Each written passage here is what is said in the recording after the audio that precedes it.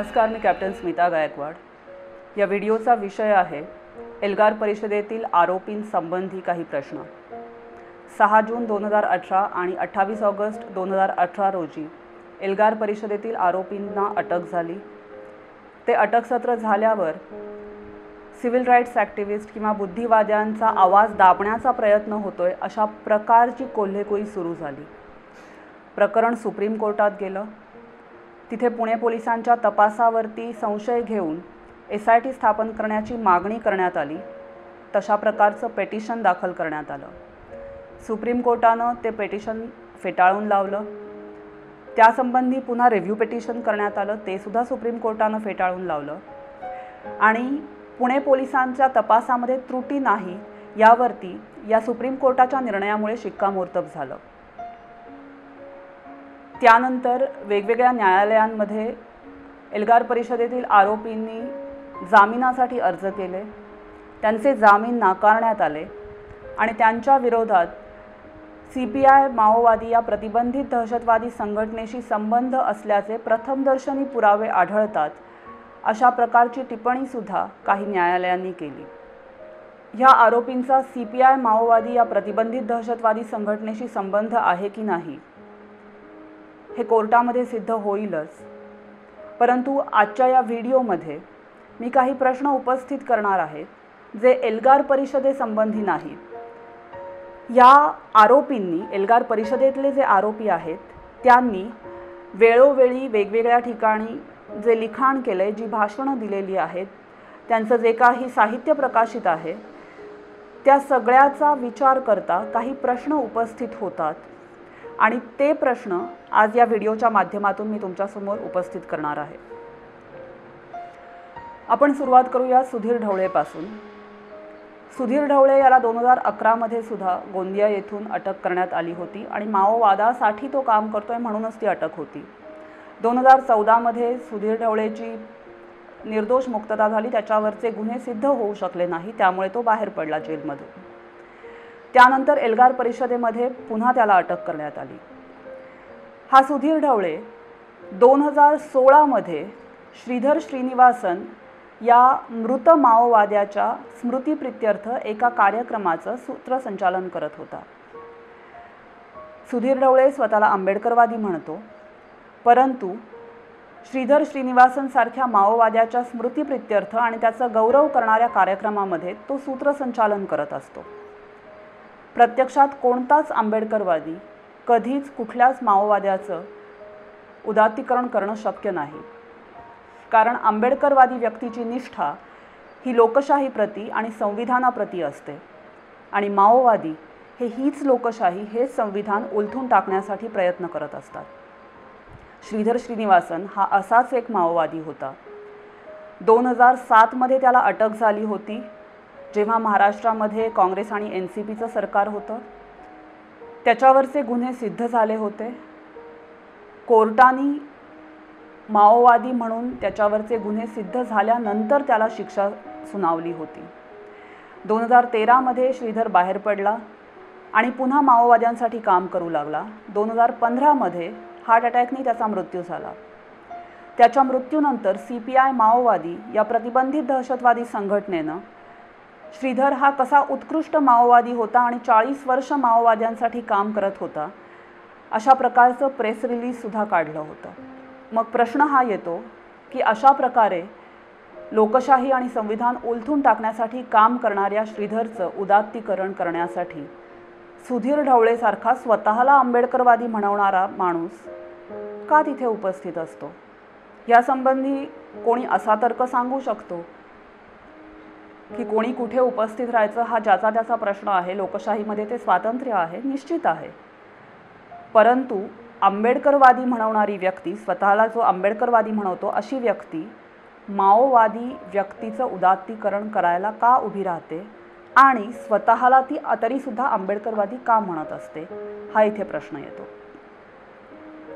दुसरा मुद्दा आहे रॅडिकल आंबेडकर या विचारसरणीबद्दलचा। सुधीर ढवळे रॅडिकल आंबेडकर ही विचारसरणी पसरवतो। विद्रोही नावाच्या मासिकामध्ये रॅडिकल आंबेडकर म्हणजे काय याबद्दल त्यांनी लिखाण केलेलं आढळतं। विद्रोहिनी रॅडिकल आंबेडकर या विषयावरती एक विशेष अंकसुद्धा काढला होता. त्यामध्ये सुधीर ढवळे म्हणतो की अतिशय कष्टाने लिहिलेल्या आणि सर्व शक्तीनिशी जिचा पुरस्कार केला आहे अशा राज्यघटनेचा भाड्याचा घोडा म्हणून वापर केला गेल्याचे सांगून रॅडिकल आंबेडकर ती राज्यघटनाच नाकारतात आणि नवीन राज्यघटना लिहिण्यासाठी नवी लोकशाही क्रांती आणण्याच्या कामी अग्रेसर होतात. आता प्रश्न हा येतो की कुठलीही आंबेडकरवादी व्यक्ती राज्यघटना नाकारणं शक्य नाही आणि नवीन राज्यघटना लिहिण्याबद्दल बोलणं सुद्धा शक्य नाही. मग सुधीर ढवळे नवीन राज्यघटना लिहिण्यासाठी नवी लोकशाही क्रांती आणण्याच्या गप्पा का करतो आणि माओवाद्यांचं strategy and tactics of Indian revolution हे जे डॉक्युमेंट आहे त्याच्यामध्ये माओवादीसुद्धा अशीच भाषा वापरतात, ज्यामध्ये ते म्हणतात की त्यांचं मेन ऑब्जेक्टिव्ह हे इथे नवीन लोकशाही आणणं हे आहे आणि त्यासाठी सामान्य माणसांना वापरण्याबद्दल ते स्ट्रॅटजी आखतात. दुसरा आरोपी म्हणजे वरवरा राव. हा वरवरा राव मूळचा आंध्र प्रदेशचा. रिव्होल्युशनरी रायटर्स असोसिएशन नावाची संघटना यांनी सुरू केलेली, ती विरासम म्हणून सुद्धा ओळखली जाते. आंध्रमध्ये माओवादी फ्रंट संघटना म्हणून या विरासमवरती बंदी घालण्यात आली होती. त्याचप्रमाणे फेब्रुवारी 2014मध्ये UPA गव्हर्नमेंटनी माओवादी फ्रंट संघटनांची जी यादी जाहीर केली होती लोकसभेत, त्याच्यामध्ये रिव्होल्युशनरी रायटर्स असोसिएशनचं नावसुद्धा होतं. हा वरवरा राव PWG म्हणजे पीपल्स वॉर ग्रुप या माओवाद्यांची जी संघटना आहे त्याची भूमिका पब्लिकली अनेक वर्ष मांडत आलेला आहे. रेडिफला दिलेल्या इंटरव्ह्यूमध्ये तो स्पष्टपणे म्हणतो की संसदीय मार्ग त्याला मान्य नाही. त्याचप्रमाणे तो हे सुद्धा सांगतो की इन्फॉर्मर्स म्हणजे बरेचदा माओवादी इन्फॉर्मर्स म्हणून अनेक आदिवासी लोकांना मारतात. तर वरवरा राव असं म्हणतो की इन्फॉर्मर्स आणि रिव्होल्युशनरी म्हणजे माओवाद्यांना हे लोक रिव्होल्युशनरी म्हणतात. सो इन्फॉर्मर आणि रिव्होल्युशनरी यांच्यामध्ये एका कोणाला जर का वाचवायचं असेल तर इन्फॉर्मरला मारणं योग्य आहे, अशा प्रकारचं स्टेटमेंटसुद्धा त्या इंटरव्ह्यूमध्ये वरवरा राव देतो. तिसरा आरोपी आनंद तेलतुंबडे. रिसेंटली 14 एप्रिल 2020 रोजी आनंद तेलतुंबडे आणि गौतम नवलखा यांना अटक करण्यात आली. ही तारीख या दोघांनी शरणागती पत्करण्यासाठी निवडलेली होती आणि त्यानुसार पोलिसांनी या तारखेला त्यांना अटक केली. ही अटक जेव्हा झाली त्यावेळेला सोशल मीडियावरती असे अनेक मेसेजेस फिरत होते की आनंद तेलतुंबडे हा आंबेडकर कुटुंबाचा जावई आहे. त्यात तथ्यसुद्धा आहे, कारण प्रकाश आंबेडकर यांच्या सख्या बहिणीचा पती म्हणजे आनंद तेलतुंबडे. परंतु आनंद तेलतुंबडेच्या सासरबद्दल सांगताना अनेक जणांनी त्याच्या सख्या भावाबद्दल मात्र मौन बाळगलं. आनंद तेलतुंबडेचा सख्खा भाऊ मिलिंद तेलतुंबडे हा 50 लाखाचं बक्षीस डोक्यावर असणारा भारतातला one of the most wanted माओवादी आहे. मगाशी ज्या श्रीधर श्रीनिवासनबद्दल मी तुम्हाला सांगितलं, जो 40 वर्ष माओवाद्यांसाठी काम करत होता आणि त्याच्या मृत्यूनंतर CPI माओवादी या प्रतिबंधित दहशतवादी संघटनेनं एक प्रेस रिलीजसुद्धा काढलं होतं. त्या श्रीधरच्या स्मृतिप्रित्यर्थ 2016मध्ये प्रभादेवीला जो कार्यक्रम झाला त्यावेळी एक पुस्तक प्रकाशित करण्यात आलं, ज्यामध्ये अनेक जणांनी श्रीधरबद्दल लिहिलेलं आहे. त्या पुस्तकामध्ये आनंद तेलतुंबडेचा सुद्धा एक लेख आढळतो. त्याच्यामध्ये शेवटी आनंद असं म्हणतो की प्रत्येक काळातले आपले भगतसिंग असतात आणि श्रीधरसारखे माओवादी हे आपल्या काळातले भगतसिंग आहेत, ते मरू शकत नाहीत. श्रीधर जिवंत राहील त्या लाखोंच्या हृदयात, जे तो जी लढाई लढतोय तीच लढाई लढतायत. श्रीधर कोणती लढाई लढत होता तर संविधान आणि लोकशाही उलथून टाकण्याची माओवाद्यांची लढाई तो लढत होता. मग अशा प्रकारची लढाई लढणाऱ्या व्यक्तीची तुलना भगतसिंगांसारख्या देशभक्त माणसाशी होऊ शकते का? त्याची निष्ठा पूर्णपणे भारताप्रती होती, अशा माणसाशी ती होऊ शकते का? हा प्रश्न इथे उपस्थित होतो. रिव्होल्युशनरी डेमोक्रेटिक फ्रंट ही माओवाद्यांची अजून एक फ्रंट संघटना. आंध्र आणि ओडिसामध्ये या संघटनेवरती बंदी होती. 2014 फेब्रुवारीमध्ये UPA सरकारने माओवादी फ्रंट संघटना म्हणून ज्या संघटनांची नावं जाहीर केली त्याच्यामध्ये RDFचं सुद्धा नाव होतं. या RDFची पहिली ऑल इंडिया लेव्हलची कॉन्फरन्स हैदराबादमध्ये 22 आणि 23 एप्रिल 2012 रोजी झाली। या कॉन्फरन्समध्ये वरवरा राव, शोमा सेन, आनंद तेलतुंबडे, अरुण फरेरा ही एल्गार परिषदेतील आरोपी मंडळी सगळी उपस्थित होती। या कॉन्फरन्सचा एक रिपोर्ट पब्लिश झाला जो RDFशी संबंधित असलेल्या एका संघटनेने प्रकाशित केला। त्या रिपोर्टमध्ये त्या कॉन्फरन्समध्ये प्रत्येकाने काय काय वक्तव्य केली ते लिहिलेलं आढळतं। त्याच्यामध्ये आनंद तेलतुंबडे काय म्हणतो त्या कॉन्फरन्समध्ये ते आपण पाहूयात। त्याच्यामध्ये आनंद तेलतुंबडे म्हणतो की दलित आणि क्रांतिकारी चळवळीने, इथे क्रांतिकारी चळवळ याचा अर्थ माओवादी चळवळ असा घेतला जातो। रिव्होल्युशनरी डेमोक्रेटिक फ्रंट ही माओवादी फ्रंट संघटना आहे। माओवादी त्यांच्या चळवळीला क्रांतिकारी चळवळ असं म्हणतात। दलित आणि क्रांतिकारी चळवळीने जातीअंतासाठी एकत्र येण्याची गरज आहे। त्यांनी CPI, CPM सारख्या संसदीय डाव्या पक्षांवर टीका केली, त्यांनी म्हणजे आनंद तेलतुंबडेंनी। त्याचप्रमाणे आयडेंटिटी बेस्ड संसदीय दलित संघटनांवर सुद्धा टीका केली आणि दलित आणि इतर शोषितांच्या सहभागाने वर्ग संघर्ष करण्याची गरज असल्याचे सांगितले। तो पुढे म्हणाला की डॉक्टर आंबेडकरांचा सुद्धा वर्गावर आधारित राजकारणावर विश्वास होता आणि म्हणून दलित मिलिटन्सीचे आणि क्रांतिकारी रिसर्जन्स यांचे माओवादी नेतृत्वाखाली पुनरुत्थान करण्याची गरज आहे। इथे दलित मिलिटन्सी हा शब्द आनंद वापरतो आणि क्रांतिकारी म्हणजे रिव्होल्युशनरी रिसर्जन्स म्हणजे त्यांची जी क्रांतिकारी चळवळ आहे त्याचा रिसर्जन्स, या दोघांचं एकत्र येऊन पुनरुत्थान होण्याची गरज आहे आणि ते पुनरुत्थान माओवादी नेतृत्वाखाली होण्याची गरज आहे असं स्टेटमेंट त्या रिपोर्टमध्ये आनंद तेलतुंबडेंनी केलेलं आहे असं म्हटलेलं आहे। आता प्रश्न असा येतो की लोकशाही, संविधान, आंबेडकरवाद यावर विश्वास असणारी व्यक्ती माओवादी नेतृत्वाखाली दलित मिलिटन्सी आणि क्रांतिकारी रिसर्जन्स यांनी एकत्र यावं असं का वाटतं त्या व्यक्तीला, त्याची गरज का भासते? ह्याच आनंद तेलतुंबडेंनी स्क्रिप्टिंग द चेंज नावाचं एक पुस्तक संपादित केलंय आणि अनुराधा गांधी मेमोरियल कमिटीच्या वतीनं ते प्रकाशित केलेलं आहे। मगाशी ज्या RDFच्या ऑल इंडिया कॉन्फरन्सबद्दल मी तुम्हाला सांगितलं त्यामध्ये अरुण फरेराच्या हस्ते त्या पुस्तकाचं प्रकाशनसुद्धा करण्यात आलं। आता ही अनुराधा गांधी कोण होती तर ती स्वतः माओवाद्यांची सेंट्रल कमिटी मेंबर होती।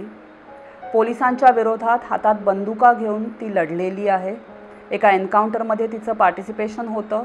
हेलो बस्तर या पुस्तकामध्ये त्याचा उल्लेख आढळतो। मुंबईमध्ये committee for protection of democratic rights म्हणजे लोकशाहीवादी अधिकारांचं संरक्षण करणारी समिती चालवणारी अनुराधा गांधी दंडकारण्यामध्ये मात्र हातात बंदुका घेऊन तीच लोकशाही उखडून टाकण्यासाठी लढत होती। ही यांची कार्यपद्धती आहे। या अनुराधा गांधीचा मृत्यू झाला 2008 मध्ये।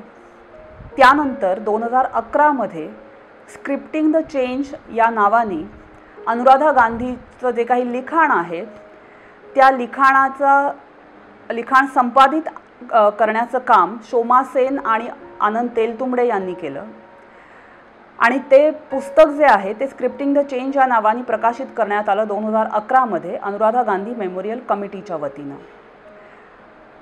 GN साईबाबा जो माओवादी म्हणून आता ऑलरेडी जेलमध्ये आहे, त्याच्यावरचे गुन्हे सिद्ध झालेले आहेत, त्या GN साईबाबाच्या कम्प्युटरमध्ये जे डिटेल्स मिळालेले आहेत, जे डॉक्युमेंट्स मिळाले पोलिसांना, त्याच्यामध्ये RDFचा म्हणजे माओवादी फ्रंट संघटना रिव्होल्युशनरी डेमोक्रेटिक फ्रंटचा एक रिपोर्ट आढळतो, सेक्रेटरी रिपोर्ट।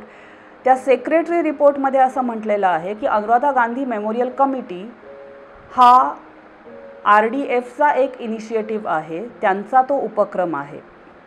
म्हणजे RDF ही स्वतः माओवादी फ्रंट संघटना, तिचाच एक उपक्रम असतो तो म्हणजे अनुराधा गांधी मेमोरियल कमिटी आणि त्या कमिटीच्या वतीनं पुस्तक प्रकाशित केलं जातं आणि त्याचे संपादक असतात आनंद तेलतुंबडे आणि शोमा सेन।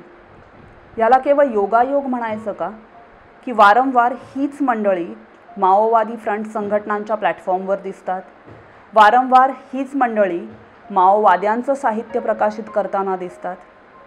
हा योगायोग निश्चितच नाही।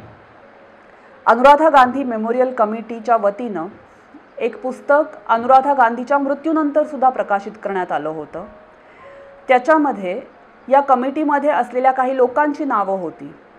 त्यामध्ये अजून एक महत्त्वाचं नाव म्हणजे रोना विल्सन, ज्याला 6 जून 2018 रोजी एल्गार परिषद प्रकरणामध्ये आरोपी म्हणून पोलिसांनी अटक केलं होतं. इथे प्रश्न हा येतो, ही सगळी मंडळी एल्गार परिषद प्रकरणात अटक झाल्यावरती म्हणत होती की आम्ही सिव्हिल राईट्स ॲक्टिव्हिस्ट आहोत आणि आमचा आवाज दाबला जातोय. परंतु 2012 पासूनचे किंवा 2011 पासूनचे वेगवेगळे त्यांचे रेफरन्सेस पाहिले, वेगवेगळ्या घटना पाहिल्या, तर वारंवार माओवादी फ्रंट संघटनांच्या प्लॅटफॉर्मवरती किंवा त्यांच्या प्रकाशनांमध्ये त्यांच्या साहित्य प्रकाशन करण्यासाठी किंवा त्यांच्यासाठी संपादनाचं काम ही मंडळी करत आलेली आहेत. मग ही कामं, अशा प्रकारची कामं ते का करतात याची उत्तरं कोण देणार? पुढचा आरोपी आहे वर्नन गोन्साल्विस.